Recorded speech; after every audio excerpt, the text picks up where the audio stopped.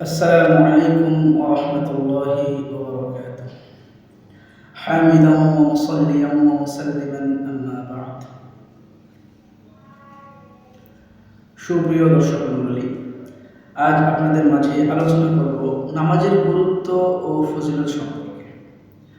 আল্লাহ রাব্বুল আলামিন আমাদেরকে দুনিয়াতে প্রেরণ করলেন, সৃষ্টি করলেন আমাদেরকে তার ইবাদত বন্দেগী করার জন্য।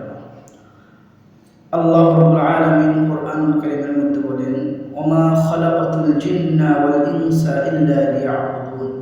আল্লাহ তাআলা জিন এবং ইনসানকে সৃষ্টি করেছেন একমাত্র তার ইবাদত বন্দেগী করার জন্য। ইসলামের মধ্যে পাঁচটি স্তম্ভের মধ্যে নামাজ হলো সবচেয়ে গুরুত্বপূর্ণ একটি স্তম্ভ। ঈমান আনার পরপরই নামাজ হলো একটি গুরুত্বপূর্ণ বিধান। এই নামাজের গুরুত্ব আল্লাহ রাব্বুল আলামিন বুঝাতে গিয়ে কোরআনুল কারীমের মধ্যে অসংখ্য জায়গায় ইরশাদ করেছেন, আকিমুস সালাহ ওয়া আতুজ যাকাহ। আর ইরশাদ করেছেন, ইন্নাস সালাতা তানহা আনিল ফাহশাই ওয়াল মুনকার। আর ইরশাদ করেছেন, আকিমিস সালাতা লিদুলুকিশ শামসি ইলা গাসাকিল লাইলি ওয়া কুরআনাল ফাজর। এমনিভাবে নবী করিম সাল্লাল্লাহু আলাইহি ওয়াসাল্লাম ফরমায়েছেন, আউয়ালু মা ইউহাসাবু বিহিল আবদু ইয়াওমাল কিয়ামাতিস সালাহ, আও কামা ক্বালা আলাইহিস সালাতু ওয়াসসালাম। অর্থাৎ কিয়ামতের দিন সর্বপ্রথম বান্দাদের কাছে আল্লাহ রাব্বুল আলামিন নামাজের হিসাব নেবেন।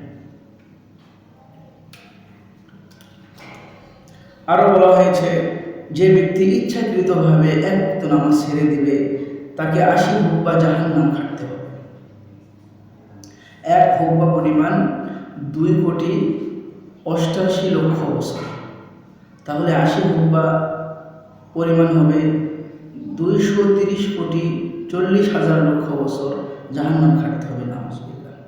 নামাজের গুরুত্ব বুঝাতে যে নবী করিম সাল্লাল্লাহু আলাইহি ওয়াসাল্লাম বলেন, হাইয়া আলাস সালাহ, আজানের ধ্বনি শোনার পরেও যে ইচ্ছাকৃতভাবে মসজিদে নামাজের উদ্দেশ্যে আসে না, আমার ইচ্ছে করে তার ঘর বাড়ি আগুন দিয়ে জ্বালিয়ে দেয়। মুমিন এবং কুফরের মাঝখানে পার্থক্য হলো নামাজ ছেড়ে দেওয়া। অর্থাৎ কোনোভাবেই মুসলিমদের, ইমানদারের নামাজ ছেড়ে দেওয়া উচিত নয়। নামাজের ফজিলত সম্পর্কে বহু হাদিস বর্ণনা আছে। তার মধ্যে একটি হাদিস নবী করিম সাল্লাল্লাহু আলাইহি ওয়াসাল্লাম বলেছেন, আস-সালাতু মি'রাজুল মুমিনিন। নামাজ হচ্ছে মুমিনদের জন্য মেরাজ স্বরূপ। অন্য এক জায়গায় বর্ণনা আছে, মিফতাহুল জান্নাতিস সালাহ, নামাজ বেহেশতের চাবি। অর্থাৎ আমাদের সকলকেই, সকল পরিস্থিতিতেই আমাদের সবাইকে ৫ ওয়াক্ত নামাজ আদায় করতেই হবে। মহান রব্বুল আলামিন আমাদের সকলকেই ৫ ওয়াক্ত নামাজ জামাতের সহিত পড়ার তৌফিক দান করুক। ওয়া আখিরু দাওয়ানা আলহামদুলিল্লাহি রাব্বিল আলামিন।